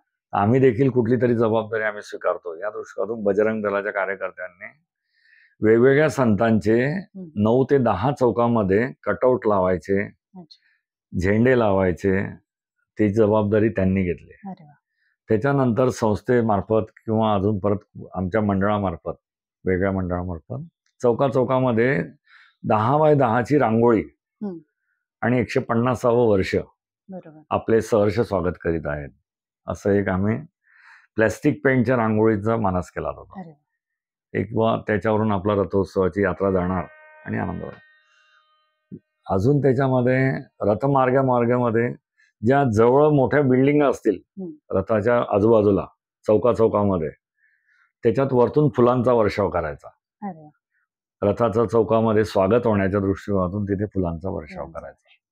त्याच्यानंतर सोमाणी मार्केटकडे ज्या वेळेला येतो आपण, की जिथे रथाचं खरं स्वरूप, यात्रेचं स्वरूप भव्य दिव्य, की जिथे मीडिया असतं, सर्व भाविक उपस्थित असतात, गावातील मंडळी आलेले असतात, शहरातील महिला मंडळ असतात, मुली असतात, काही वयोवृद्ध महिला असतात, वयोवृद्ध आमचे हे असतात, आजोबा असतात, ते असतात.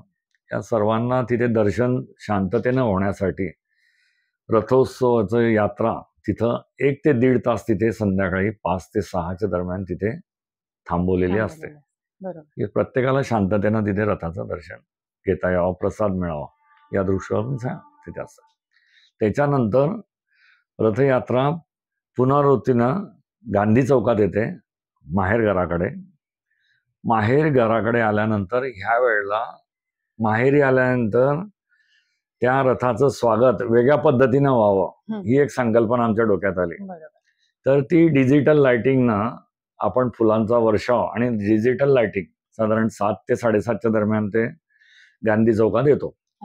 या वेळेला साधारण आल्यानंतर तिथे डिजिटल लाइटिंगचा शो करून आणि फुलांचा वर्षाव करून, आकाशबाजी करून, तिथे फटाक्यांचा हे करून तिथे रथाचं स्वागत करायचं असा मानस आहे. तिथे देखील आमचं दरवर्षी आम्ही 15-20 मिनिटं रथ थांबतो, तर यावेळेला तिथे अर्धा तास वाढवून घेतलेला आहे साधारण. तो एक मानस आहे. नंतर हनुमान मंदिराजो दरवर्षी तिथे देखील स्वागत होतं रथोत्सवाचं, तर त्यांचं सुद्धा नियोजन वेगळ्या स्वरूपाचं आहे, किंवा तिथे नियोजन करताना बुवा दरवर्षापेक्षा वेगळं काहीतरी आपण करावं, हा एक त्यांचा तिथला मानस आहे. आणि तो निश्चित ते व्यवस्थित चांगल्या पद्धतीनं ते करतात, तो एक स्वागत करतात. त्याच्यापूर्वी एक तुम्हाला सांगताना एक आनंद वाटतो अजून या वर्षात, की सोमाणी मार्केट जो ज्या वेळेला गर्दी होते त्यावेळेला तिथे आम्ही एक आयडिया घेतली. तसं नवीन कोणाच्या संकल्पनेमधून ते समोर आली, ती विचारवंतांमधून आपलं विचार मंथनच आपलं चालू आहे. तर त्या मीटिंग मध्ये देखील आमचं विचार मंथनच होतं. तर त्याच्यामधून ते विचार समोर आले की बा सोमाणी मार्केट जो मोठी कमान करायची आणि त्या कमानीमधून रथाचं वेलकम करायचं. अरे वा. हा, की जिथे बुवा लाखो भाविक उभे असतात, दर्शनासाठी वाट बघत असतात, तर त्या सोमाणी मार्केट जो आहे त्याचं नियोजन आपले आदरणीय राजू मामा भोळे जे आमदार साहेब त्यांनी ते घेतलेलं आहे. हा, त्याचं संपूर्ण नियोजनाचा भाग भारतीय जनता पक्षाचे आदरणीय राजू मामा भोळे आणि त्यांचे सहकारी सगळे स्थानिक नगरसेवक वगैरे मंडळी, अतुल भाऊ वारी वगैरे जे विजू पाटील यांना सांगून ते पूर्णत्वाकडे ते करणार आहेत. तो एक आम्हाला आनंदही आहे, अभिमान पण आहे की यावर्षी कुठेतरी आपण काहीतरी थोडा काय होईना वेगळ्या मार्गाने उत्सवामध्ये रूपांतर करतोय, वेगवेगळे आकर्षण असणार आहेत कार्यक्रमात. आणि होप्स आहे की तो निश्चित चांगला होईल. आमचा पांडुरंगाची रथयात्रा ही शांततेने आणि आनंदाने चांगली होईल. पार पडेल सर. तर सर, मला आता हा तुम्हाला प्रश्न विचारायला नक्की आवडेल की सोशल मीडियाचा हा काळ आहे आता, तर तुम्ही संस्थेच्या मार्फत आपल्या पिंपळा रथोत्सवासाठी सोशल मीडियाचा वापर कसा करतात? म्हणजे जसं की मला असं विचारायला तुम्हाला आवडेल, बाहेर गावी जर कोणी भाविक बसलेले त्यांना जर दर्शन घ्यायचं असेल तर त्याचं लाईव्ह टेलिकास्ट तुम्ही करतात का? फेसबुक, इंस्टाग्राम कुठे तुम्ही सक्रिय असतात? या संदर्भात कसं असतं, पूर्वीच्या काळी आमच्याकडे काही तसं फेसबुक, इंस्टाग्राम वगैरे काही नव्हतं, कन्सेप्ट ही समोर नव्हती. कारण पूर्वीला जे विश्वस्त होते काही काळापूर्वी ते यामध्ये सक्रिय नव्हते. बरोबर. या लाईव्ह टेलिकास्टमध्ये, फेसबुकमध्ये, इंस्टाग्राममध्ये ते इतके इन्व्हॉल्वमेंट किंवा सक्रिय नव्हते. त्यांच्या फक्त हेच माहिती होतं त्यांना की बुवा आषाढी एकादशीला रथोत्सव साजरा करायचा, शांततेने करायचा आणि उत्सव चांगल्या पद्धतीने साजरा करायचा. बरोबर. पण जसं जसं वेळ काळ परिस्थिती चेंज होत जाते, त्याच्यामध्ये काही कार्यकारिणी सदस्य नवीन ऍड झाले, विश्वस्त ऍड झाले आणि ज्या पद्धतीनं सामाजिक बांधिलकी आणि यात्रा उत्सव वाढतोय याची भान ठेवून, धार्मिकतेचा उत्सव आहे, आपल्या हिंदू भावनेचं एकतेचं प्रतीक आहे, बरोबर. या प्रतिपंढरपूर म्हणून ओळखली जाते. तर प्रत्येकाच्या मनात कुठेतरी ते बिंबाला लागलं की याचा प्रसार माध्यम वेगळं अजून असावं, म्हणून इंस्टाग्राम, मोबाईलवरून व्हिडिओ चित्रण करून लाईव्ह टेलिकास्ट दाखवायचं, बरोबर. हे बरेच मनात जर कल्पना यायला लागल्या. काही काळ आम्ही व्हिडिओ शूटिंग केलेली होती, कॅसेट केलेली होती, पण ती बघताना बाहेरच्या लोकांना काही मिळत नाही. बरोबर. आपल्याला फक्त लिमिटेड वर्गापुरतच बघितलं ते. मग आता आम्ही गेल्या 3 वर्षापासून लाईव्ह टेलिकास्ट देखील करतोय मोबाईलच्या माध्यमातून. जे सकाळपासून जे कार्यक्रम होतात आमचे, साधारण 5 वाजेपासून देवाची पूजा अर्चा चालू होतो, अभिषेक वगैरे, तर त्याचं लाईव्ह टेलिकास्ट जे भाविक इथपर्यंत पोहोचू शकत नाही, त्यांना दर्शन घेण्याची इच्छा असते, यात्रा बघण्याची इच्छा असते, उत्सुकता असते, अशांसाठी आपण मग ते मोबाईलवरून, इंस्टाग्रामवरून, फेसबुकवरून प्रत्येकाला, ज्या कार्यकर्त्यांना वाटलं किंवा जे स्वयंसेवकाला वाटला की आपण याचं मदत करावी आणि हा रथोत्सव आपला मॅक्झिमम याच्यापर्यंत न्यायचा, हे प्रत्येक जण प्रयत्न करत असतं आणि ते आम्ही लाईव्ह दाखवण्याचा आम्ही दरवर्षी मानस असतो. यावेळेलाही आम्ही ते करणारच आहे, लाईव्ह टेलिकास्ट. त्याच्यामुळे तो एक आमचा उपक्रम आमचा चालूच आहे. खूप सुंदर. तर सर, आता तुम्ही म्हणजे तुमच्या पूर्वजांपासून हा रथ उत्सव साजरा करण्यात येत आहे, तो सुरू आहे, ही परंपरा तुम्ही जोपासलेली आहे. पण तुम्हाला काय वाटतं, आताची जी तरुण पिढी आहे ती ही परंपरा कशी जोपासेल? आत्ताची जी तरुण पिढी आहे, पूर्वीचे लोकांनी जे जोपासलेली आहे, तर याच्यामध्ये धार्मिकता निर्माण होण्याच्या दृष्टिकोनातून, जनजागृती होण्याच्या दृष्टिकोनातून आपण जसे विविध कार्यक्रम घेत असतो वर्षभरामध्ये, गणपती उत्सव असेल, नवरात्र उत्सव असेल किंवा अजून इतर कुठलं दहीहंडी असेल, हिंदू धर्माचे जे जे उत्सव असतील, त्याच्यामध्ये जर आज बघितलं तर ह्या नवीन पिढीचा जास्त सहभाग झालेला आहे. बरोबर.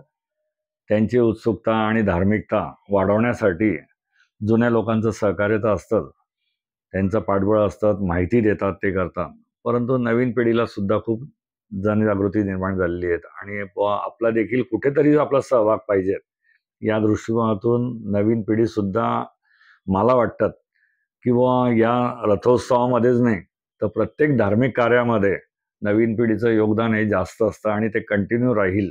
आणि चांगल्या पद्धतीनं, जसं सोशल मीडियाच्या माध्यमातून असेल किंवा कुठल्या असेल, वेगवेगळ्या माध्यमातून त्याची लाईव्ह टेलिकास्ट कसं केलं जाईल, तो उत्सव किती चांगल्या पद्धतीने साजरा केला जाईल, ही नवीन पिढीमध्ये देखील तेवढाच उत्साह कायम राहील असं मला वाटतंय. आणि तो पुढे कंटिन्यू करतील, ते वारसा हक्काप्रमाणे ते जोपासतील, याची तरी आपल्याला शंकाच नाही त्याच्याबद्दल. तर मित्रांनो, आज आपल्यासोबत इथे आदरणीय अनिल वाणी सर आहेत, ते पण विचार मंथन या युट्यूब चॅनलच्या पॉडकास्टसाठी. तर नक्कीच तुमच्याकडनं आम्ही बरेच असे जे आमचे प्रश्न होते रथोत्सवाबाबत, त्याचे उत्तर आम्हाला मिळालेले आहेत आणि नक्कीच तुम्ही आज वेळात वेळ काढून आमच्या या शंकेचे सगळे निरसन केलेलं आहे. आमच्या प्रेक्षकांनाही बरीच माहिती मिळालेली आहे तुमच्याकडून, तर त्याबद्दल अगोदर तर मी विचार मंथन या युट्यूब चॅनलकडनं तुम्हाला धन्यवाद देते, आभारी आहे तुमची. आणि नक्कीच मला शेवटचा प्रश्न तुम्हाला विचारायला आवडेल की पुढील जी तरुण पिढी आहे, युवा पिढी आहे, त्यांना तुम्ही काय मेसेज द्याल?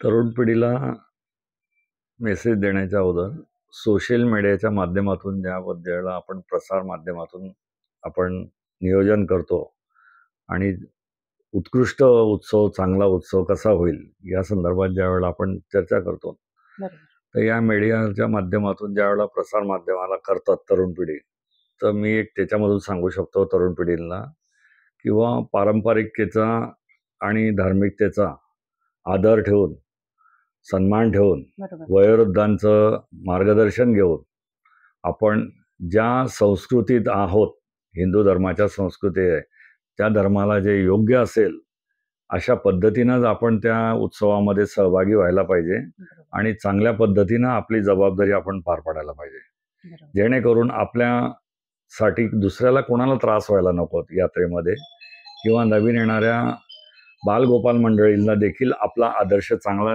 घडायला पाहिजे, की जेणेकरून पुढची जी लहान मंडळी आहेत, बालगोपाल मंडळी आहेत, त्यांना आपली भावी येणारी पिढी ती पुढे मार्गदर्शन करणारी आहे.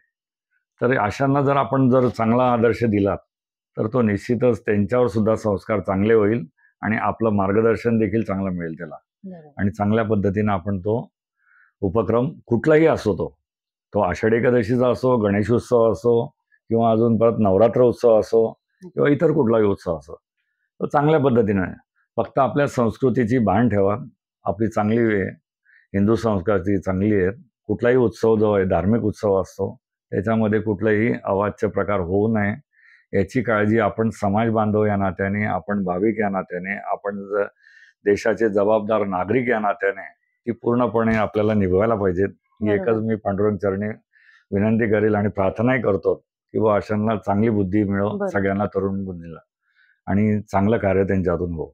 नक्कीच, खूप सुंदर मेसेज सर तुम्ही आज इथे दिलेला आहे. धन्यवाद. तर प्रेक्षक हो, ती आता वेळ आलेली आहे, म्हणजेच रॅपिड फायरची. तर सर आता आपण रॅपिड फायर घेणार आहोत. हा पूर्ण जी मुलाखत होती ती अतिशय सुंदर झालेली आहे, पण आता एक रॅपिड फायर आपण राऊंड घेणार आहोत. त्यामध्ये मी तुम्हाला काही ऑप्शन देईल, काही प्रश्न विचारेल, त्याचं उत्तर तुम्ही एका शब्दात किंवा एका ओळीत द्यायचं आहे. तर सुरू करूयात. यस. तर पहिला प्रश्न तुम्हाला आहे, टी शर्ट की कुर्ता? T shirt. ओके. दुसरा प्रश्न आहे, लेझिम की भजनी मंडळ? भजनी मंडळ. वा. तर मला तिसरा प्रश्न विचारायला नक्कीच आवडेल.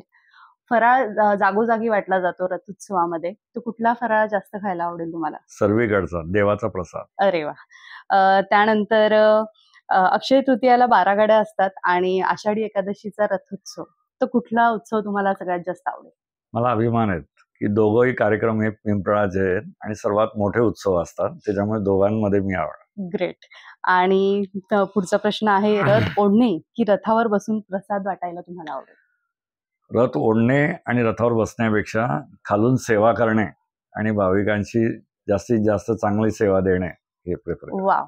सो रथासोबत सेल्फी घेण्याचा सगळ्यांनाच म्हणजे खूप आतुरता असते, तर तुम्हाला असं काही आहे का, आतुरता असते? यस, निश्चितच. तो एक आनंद वेगळा मिळतो. बरोबर. किंवा माझा रथ माझं गाव, याचा आनंद खूप वेगळा आहे. तर रथोत्सव म्हणजे श्रद्धा की उत्सव? श्रद्धेचा उत्सव. Great answer.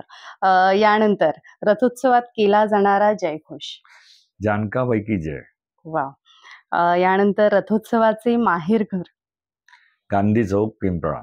अरे वा. तसंच रथोत्सवात कुठला समाज जास्त समावेशक असतो? रथोत्सवामध्ये सर्व समावेशक आहे. हिंदू मुस्लिम एकतेचं प्रतीक पिंपळा नगरीमध्ये कायमस्वरूपी आहे आणि ते कायम राहणार. बरोबर.